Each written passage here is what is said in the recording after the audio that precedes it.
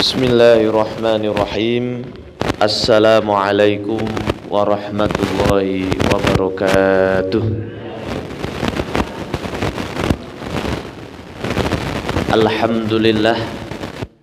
Alhamdulillahilladzi bi ni'matihi tatimmus shalihat wa bi fadlihi tatanazzalul khairatu wal barakat wa bi taufiqihi tatahaqqaqul maqasidu wal ghayat.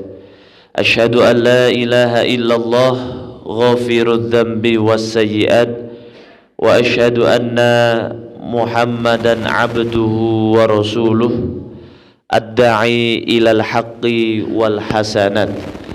Allahumma salli wa sallim wa barik wa an'im ala Muhammadin wa ala alihi wa ashabihi wa man sanna bi sunnatihi ila yaumiddin, amma ba'd. Qala Allah ta'ala fi kitabihil karim, a'udzu billahi minasy syaithanir rajim. Syahru ramadhanal ladzi unzila fihil Qur'an hudan linnasi wa bayyinatin minal huda wal furqan. Shadaqallahul azim. Bapak, Ibu, rekan-rekan, adik-adik jamaah sholat subuh, jamaah kuliah subuh Masjid An-Nur yang insyaallah senantiasa dirahmati dan diridhoi Allah Subhanahu wa ta'ala. Puji dan syukur kita senantiasa kita panjatkan kehadirat Allah Subhanahu wa ta'ala, karena dengan nikmatnya akan sempurna segala amal soleh kita, karena dengan keutamaannya akan turun berbagai macam kebaikan dan keberkahan dalam hidup kita, dan dengan taufiknya akan tercapai segala maksud dan tujuan kita. Maka di pagi hari yang cerah ini, di tanggal 28 Ramadan, mari kita senantiasa meningkatkan syukur kita kehadirat Allah, dan semoga Allah semakin tambahkan nikmat-nikmatnya, terutama nikmat iman dan nikmat Islam kepada kita. Selanjutnya sholawat beriring salam semoga senantiasa tercurah limpahkan kepada uswah hasanah kita, baginda Nabi Muhammad sallallahu alaihi wasallam, yang syafaatnya senantiasa kita nantikan di yaumil qiyamah. Teriring doa semoga kita dan keluarga termasuk di dalamnya. Allahumma amin. Hadirin wal hadirat, as-shaimin was shaimat rahimakumullah. Baru kemarin kita berdoa dan kita mengamini doa orang yang berdoa, ya Allah, pertemukanlah kami dengan bulan suci Ramadan. Namun hari ini kita berdoa dan kita mengamini doa, ya Allah, janganlah pisahkan kami dengan bulan suci Ramadan. Baru kemarin kita menyambut persiapan untuk menyambut datangnya bulan suci Ramadan ini. Namun hari ini kita sedang bersiap-siap untuk menyambut perpisahan kita dengan bulan suci Ramadan, yang insyaallah kurang lebih tinggal 1 hari lagi. Kira-kira Bapak Ibu sekalian sedih atau bahagia ini? Bahagia karena sudah beli baju baru. Maka Rasul sallallahu alaihi wasallam dalam hadis yang diriwayatkan oleh Imam Muslim, beliau bersabda, innamal a'malu bi khawatimiha, yang artinya sesungguhnya segala amal perbuatan itu bergantung kualitasnya, bergantung nilainya pada penutupannya. Maka hanya orang yang mampu bertahan sampai nanti akhir bulan suci Ramadan, mempertahankan kualitas ibadahnya, kualitas siyamnya, kualitas qiyamnya, kualitas tilawahnya sampai nanti akhir, bahkan masih berlanjut ketika sudah berpisah dengan bulan suci Ramadan, merekalah orang-orang yang akan mendapatkan kemenangan. Karena Nabi SAW dalam hadis yang diriwayatkan oleh Imam Muslim, Aisyah radhiyallahu anha berkata, "Kana Nabiyyu sallallahu alaihi wasallam yajtahidu fil ashril awakhir ma la yajtahidu fi ghairihi." Yang artinya dahulu Nabi sallallahu alaihi wasallam itu lebih bersungguh-sungguh lagi di 10 hari terakhir bulan suci Ramadan dibanding hari-hari lainnya, dibanding 10 hari, dibanding 20 hari yang pertama. Kalau kita kira-kira 10 hari terakhir lebih bersungguh-sungguh untuk apa? Nah, untuk berpegang ya. Maka hadirin wal hadirat rahimakumullah, hadis innamal a'malu bi khawatimiha itu sebetulnya ingin menegaskan, ingin memberikan peringatan kepada yang sudah baik di 10 hari dan di 20 hari. Jangan berbangga-bangga, jangan berleha-leha dulu, karena sesungguhnya kualitas kita bergantung di akhir dari bulan suci Ramadan ini. Termasuk di dalam hidup kita, dahulu kita mungkin baik, sekarang baik, namun kalau kita lengah di akhir kita malah tidak baik, waliyadzubillah, maka ini akan mempengaruhi semua kualitas dari iman dan takwa kita. Nabi Allah Subhanahu wa taala berfirman, A'udzu billahi minasyaitonir rajim, ya ayyuhalladzina amanu taqullaha haqqa tuqatih. Wahai orang-orang yang beriman, bertakwalah kepada Allah dengan sebenar-benarnya takwa. Wala tamutunna illa wa antum muslimun. Dan jangan sekali-kali kita meninggal kecuali dalam keadaan iman, dalam Islam, dalam keadaan muslim. Maka ini yang menjadi peringatan, jangan sampai kita terlena dengan amal perbuatan kita, namun kita terus istiqamah, dan itulah tanda amal perbuatan seseorang. Imam Ibnu Rajab dalam kitab Lataiful Ma'arif menyebutkan, inna min alamati qabulil ibadah, atau inna min alamati qabulil hasanah al hasanatu ba'daha. Salah satu tanda amal baik kita, amal soleh kita diterima, maka akan ada amal kebaikan yang selanjutnya, baik amal kebaikan tersebut atau amal kebaikan yang lainnya. Maka para sahabat dahulu ketika iktikaf, Ali bin Abi Thalib dan Ibnu Mas'ud radhiyallahu anhumah, menjelang akhir bulan suci Ramadan, mereka akan mengatakan, man hadzal maqbul fanuhanni. Barang siapa yang makbul amal perbuatannya, amal solehnya, fanuhanni, maka kita akan memberikan ucapan selamat, insyaallah. Wa man hadzal mahrum fanu'azzih. Sebaliknya, barang siapa yang mahrum, tidak diterima, tertolak amal solehnya di bulan suci Ramadan, fanu'azzih, kita akan bertakziah, kita akan mengucapkan bela sungkawa kepada mereka, berduka cita kepada mereka. Maka hadirin wal hadirat rahimakumullah, syahrul Ramadan, syahrul Quran. Kita lihat saja bahwa bulan Ramadan ini adalah bulannya Al-Quran. Unzila fil Quran hudal linnas, yang menjadi petunjuk dalam hidup kita. Jadi bukan hanya menjadi tontonan saja, namun betul-betul menjadi petunjuk. Bukan hanya menjadi hiasan di rumah kita atau di masjid-masjid, namun betul-betul dipahami, dibaca dan diamalkan dalam kehidupan. Wa bayyinatin minal huda wal furqan, menjadi penjelas dari petunjuk tersebut, dan wal furqan, yang membedakan mana yang hak dan mana yang batil. Akan tetapi Allah Subhanahu wa taala ketika menurunkan Al-Qur'an melalui proses kurang lebih ada 3 tahap prosesnya. Mungkin sudah sering dibahas, di mana Imam As-Suyuti rahimallahu taala dalam kitabnya Al-Itqan fi Ulumil Quran, beliau menjelaskan Al-Quran turun melalui 3 tahapan.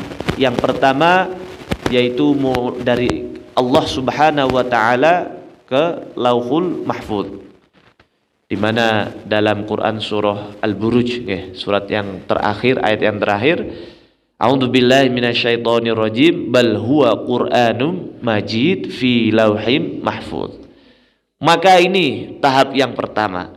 Tidak ada yang tahu kapan turunnya dan berapa langsung seutuhnya atau berangsur-angsur. Yang penting kita meyakini, karena tidak ada penjelasannya di dalam Al-Quran dan Al-Hadis. Artinya amrun tauqifiyun, yaitu hal yang harus kita serahkan detailnya kepada Allah Subhanahu wa ta'ala. Kemudian yang kedua, tahapan turunnya Al-Quran dari Lauhul Mahfuz ke langit dunia atau Sama'ud Dunya atau Baitul Izzah, langit yang paling dekat di dunia dengan bumi ini, di mana turunnya semua ulama sepakat, yaitu pada apa? Malam Lailatul Qadar. Cuman ada perbedaan, apakah itu pada 17 Ramadan, ada yang berpendapat apakah itu pada 21 Ramadan atau tanggal yang lain. Yang penting turun pada malam Lailatul Qadar, dan tegas di dalam Quran surah Al-Qadar, Inna anzalnahu fi Lailatul Qadar. Kemudian turunnya duf'atan wahidatan, jumlatan wahidatan, langsung satu Al-Quran penuh, 30 juz, 114 surat, 6.000 berapa? 6.236 ayat. Maka itu turun tahap yang kedua. Yang ketiga adalah dari Baitul Izzah kepada Nabi Sallallahu Alaihi Wasallam, turunnya selama kurang lebih 23 tahun. Munajjaman, berangsur, bertahap, sesuai dengan kejadian, sesuai dengan kebutuhan Nabi Sallallahu Alaihi Wasallam. Dan selain itu Al-Quran turun berangsur-angsur kepada Nabi Sallallahu Alaihi Wasallam untuk lebih menguatkan hati manusia, hati kita dalam menerima Al-Quran ini. Dalam Quran surah Al-Hijr disebutkan, dalam surah Al-Hasyr, "Lau anzalna hadzal Qur'ana 'ala jabal la ra'aitahu khashi'an mutasaddian min khasyatillah." Andaikan Al-Quran diturunkan ke gunung, maka kita akan melihat gunung ini saking beratnya, mengemban Al-Quran, maka akan ketakutan bahkan sampai hancur. Maka itu semua 3 tahap sudah selesai. Sekarang yang sisanya bagi kita, tugasnya bagi kita adalah bagaimana menuzulkan Al-Quran ke dalam hati kita. Sekarang Al-Quran sudah di mana? Al-Quran di tangan kita, malah dunia yang ada di hati kita. Ketika kita ditanya apakah kita cinta Al-Quran, pasti semuanya akan menjawab kita cinta. Namun orang yang cinta kepada sesuatu pasti akan bergantung kepada sesuatu tersebut. Artinya bahagia dan sedihnya akan bergantung kepada apa yang dia cintai. Sekarang kalau misalnya kita tidak membaca Al-Quran sehari, bahagia, sedih atau biasa-biasa? Sedih ya, Masya Allah. Ini berarti orang-orang soleh-solehah semua gitu. Namun biasanya ketika kita mendapatkan dunia, senangnya minta ampun. Ketika kehilangan sebagian harta kita, kehilangan keluarga kita, Masya Allah, sedih sekali. Sampai nggak nafsu makan sehari 2 hari. Kalau kita betul-betul cinta Al-Quran, pernah nggak kita nggak sempat baca Al-Quran, kemudian kita sedih nggak nafsu makan sehari? Enggak, tetap mawon nikmat nggih makan nggih. Maka hadirin wal hadirat rahimakumullah, dalam Quran surah Fatir ayat 106 Allah Subhanahu wa taala menegaskan, A'udzu billahi minasyaitonir rajim, tsumma awrathnal kitabal ladzi nastafaina min ibadina. Kemudian kami wariskan Al-Qur'an ini kepada hamba-hambaku yang terpilih, Masya Allah. Jadi umat Islam ini adalah umat yang terpilih. Umatnya Nabi SAW ini adalah terpilih karena kepada mereka lah Al-Quran ini diturunkan. Kita sudah tahu sesuatu yang berkaitan dengan Al-Quran pasti akan menjadi mulia. Malaikat Jibril menjadi Sayyidul Malaikah, pemimpin para malaikat, karena Malaikat Jibril lah yang membawa Al-Quran turun kepada Nabi SAW. Kemudian Nabi SAW menjadi pemimpin para nabi, para rasul, karena Al-Quran diturunkan kepada beliau. Kemudian umat Nabi SAW akan masuk surga paling dahulu dibanding umat-umat sebelumnya. Padahal kalau mau dihitung-hitung amal perbuatannya, kita lebih sebentar, lebih sedikit lah, karena umur kita lebih pendek. Namun itulah kemuliaan Al-Quran. Kemudian Lailatul Qadar menjadi malam yang lebih mulia dari 1000 bulan, karena di malam itulah Al-Quran diturunkan. Namun apa kata Allah? Faminhum zalimul li nafsih. Sudah diturunkan kepada hambanya yang terpilih, namun terbagi menjadi 3 golongan. Yang pertama adalah zalimul li nafsih. Dia zalim terhadap dirinya sendiri. Sudah diberikan Al-Quran, diberikan petunjuk, gak mau membacanya, gak mau mentadaburinya, bahkan apalagi mengamalkannya sudah tentu berat bagi dirinya. Kemudian yang kedua, faminhum muqtasid, yaitu di tengah-tengah. Kalau misalnya ayatnya enak, ya, perintahnya menguntungkan, Masya Allah, semangat. Namun kalau misalnya perintahnya tidak sesuai dengan keinginan kita, kita enggan untuk mengamalkannya. Maka inilah golongan yang kedua. Dia lebih baik dari golongan yang pertama. Namun golongan yang ketiga lebih baik, paling baik. Wa minhum sabiqum bil khairat, yaitu di antara mereka ada yang menjadi sabiq, orang yang terus berlomba-lomba dalam kebaikan, dalam meraih kebaikan, dalam membaca Al-Quran, mentadaburinya, mengamalkannya. Maka syarat agar kita mampu menjadi golongan sabiqum bil khairat adalah kita harus rajin membaca Al-Quran. Sekarang kalau orang mau membaca Al-Quran, ya berarti harus punya Al-Quran. Orang yang sudah hafidz saja masih butuh Al-Quran karena untuk mengecek murojaah betul atau salahnya. Sekarang pertanyaannya, di rumah kita, apakah setiap anggota keluarga memiliki Quran sendiri-sendiri atau satu Al-Quran untuk semuanya? Nah, jujur ya, memiliki sendiri-sendiri, alhamdulillah. Namun saya yakin masih banyak orang yang satu Al-Quran untuk semuanya, sekeluarga. Seakan-akan Al-Quran ini lebih mahal daripada HP. Padahal HP setiap keluarga punya semua atau tidak? Punya, bahkan ada yang 2, ada yang 3. Namun kalau suruh beli Al-Quran, Masya Allah, mahal sekali Al-Quran, sehingga tidak kuat untuk dibeli. Ada juga yang Al-Qurannya masih bagus sudah bertahun-tahun. Wah, kok Al-Qurannya masih bagus? Ya Ustadz, ini Al-Quran dulu ketika saya jadikan mas kawin, jadi mahar, jadi eman-eman kalau dibaca. Ya salam ya. Justru kalau dibaca akan semakin berkah keluarganya, sakinah, mawaddah warahmah. Maka syarat yang paling utama ya harus punya Al-Quran sendiri-sendiri. Kalau enggak ya gimana nanti bacanya coba? Maka orang tua kita terdahulu kan seringkali menekankan habis maghrib tidak boleh kemana-mana, tidak boleh nonton TV, semuanya harus membaca Al-Quran atau ibadah. Dan itulah yang dikerjakan oleh para nabi. Keluarga mereka menjadi keluarga yang baik karena dimulai dari pendidikan atau keagamaan di dalam keluarganya sudah diistiqomahkan. Selepas maghrib sampai isya tidak ada kegiatan kecuali ibadah. Apalagi zaman sekarang untuk Al-Quran mentang-mentang sudah punya aplikasi Al-Quran di dalam HP-nya.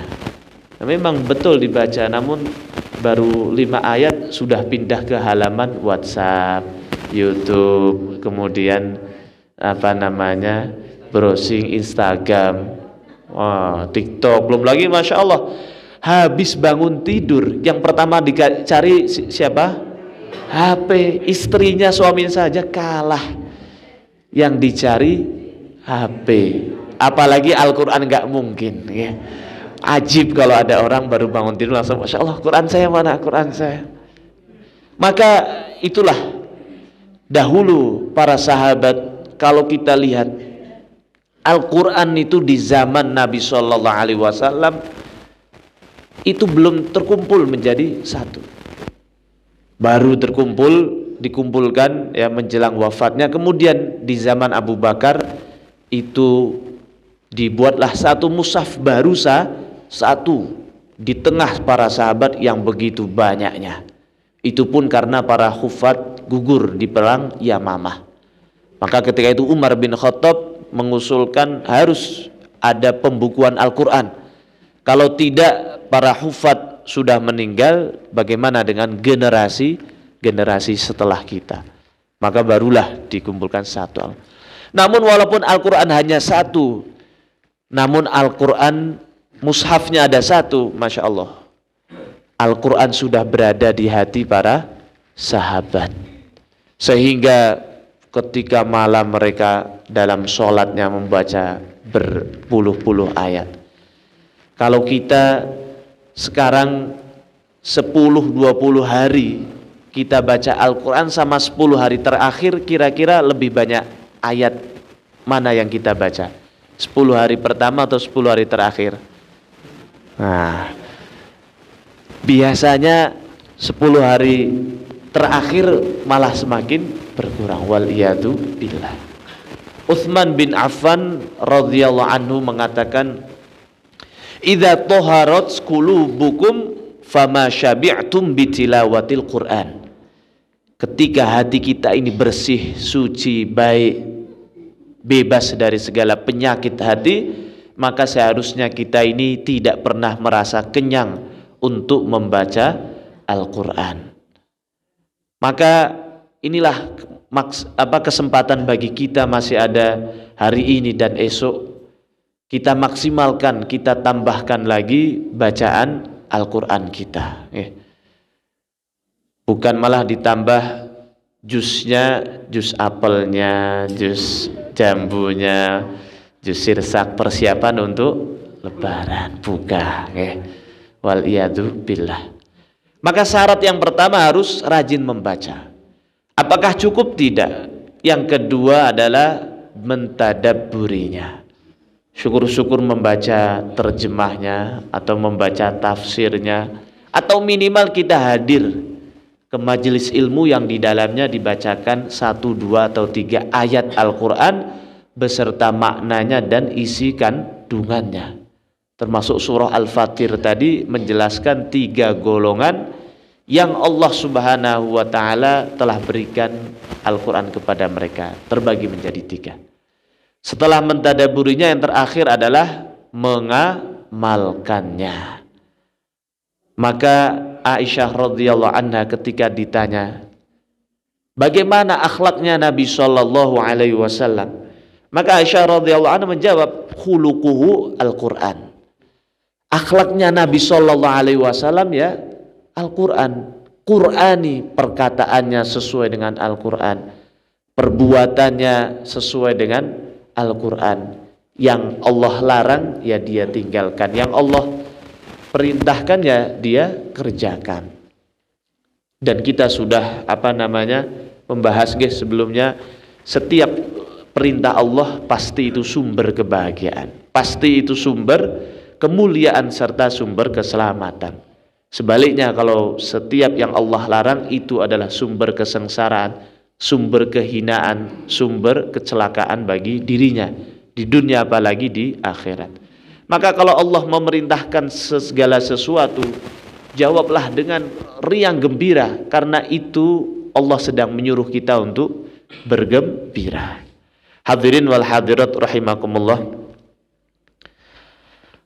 banyak sekali manfaat dari kita membaca Al-Quran. Dalam hadis yang diriwayatkan Imam Muslim contohnya, Iqra'u al-Qur'ana fa innahu ya'ti yaumal qiyamati syafi'an li ashabi.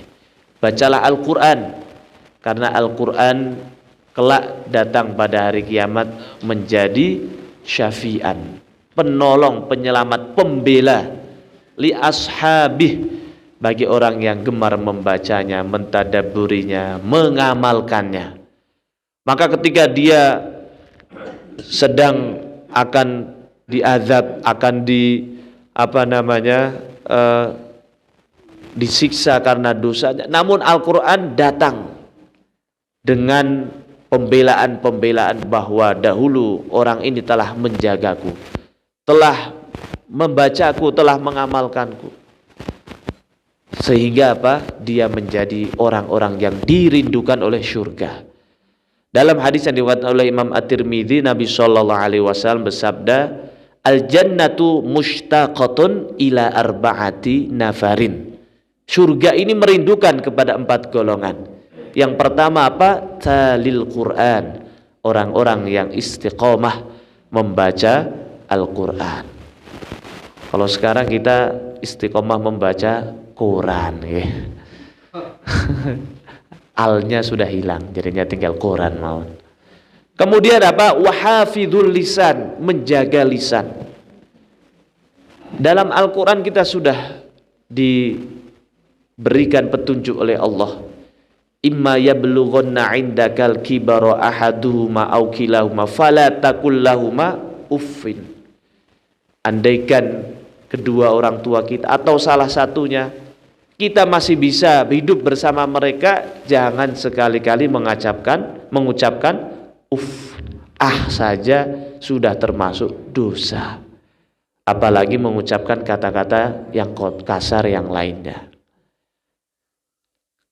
Nabi SAW ketika melewati sebuah kuburan, melewati makam dari ibunya, beliau menangis dan mengatakan, andaikan engkau masih hidup, aku sedang sholat sunnah, engkau memanggilku, maka aku rela membatalkan sholat sunnahku demi untuk memenuhi panggilanmu.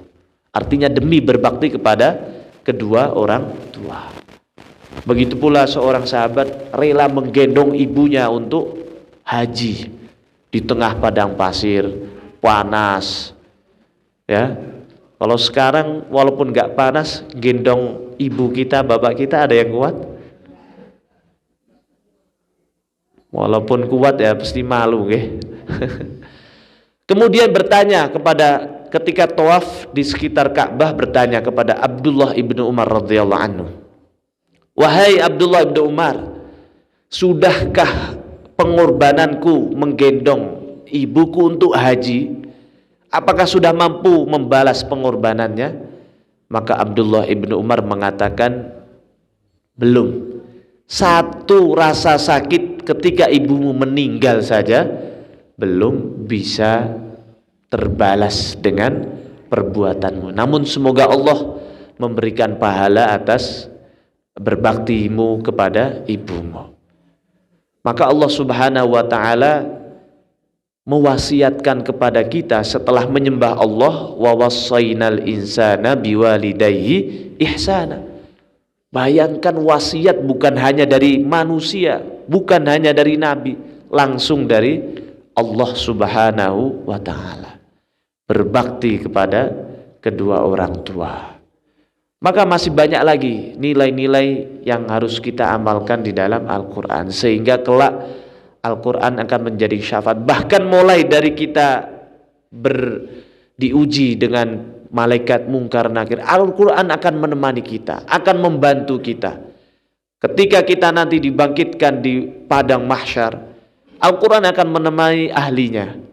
Kemudian Al-Quran akan menemani ketika dia dihisab, ketika dia melewati sirat, sampai nanti di surga. Padahal syaratnya cuma satu, cukup Al-Quran di dunia ini kita jadikan sebagai teman, sebagai kekasih yang ada di dalam hati, sehingga ketika terlewat ada rasa sedih di dalam hati kita. Maka ada hadis yang mengatakan tidak ada yang lebih tinggi derajatnya di dalam surga kelak kecuali ahlul Quran. Karena ketika seseorang nanti masuk surga, Allah akan memerintahkan, Iqra warattil wartaqi, bacalah dan naiklah sebagaimana dulu engkau telah membaca Al-Quran. Jadi semakin banyak ayat yang kita baca, yang kita tadabburi, yang kita amalkan, semakin banyak pula, semakin tinggi pula kenaikan derajat kita di surga. Bahkan beruntung orang tua yang memiliki anak-anaknya hafizul Quran atau ahli Al-Quran. Allah kelak akan berikan mahkota yang cahayanya itu lebih terang daripada cahaya matahari.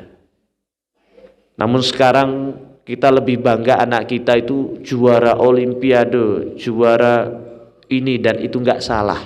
Namun jangan sampai anak kita tidak bisa mengaji.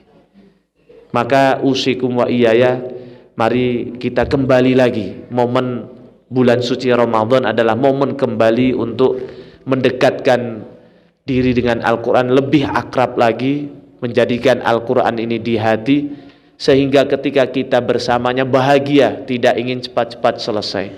Namun ketika kita kehilangan waktu, kesempatan untuk membacanya, timbul rasa penyesalan, rasa sedih di dalam hati kita. Baik, itu saja yang bisa saya sampaikan. Kurang lebihnya mohon maaf ya. Apalagi menjelang Lebaran ini biasanya pengennya cepat-cepat semuanya, okay? Wabillahi taufik wal hidayah wal ridho wal inayah. Mari kita sama-sama tutup dengan membaca doa kifaratul majlis. Bismillahirrahmanirrahim. Subhanakallahumma wa bihamdika asyhadu an la ilaha illa anta astaghfiruka wa atubu ilaih. Allahumma arhamna bil Qur'an. Wassalamualaikum warahmatullahi taala wabarakatuh.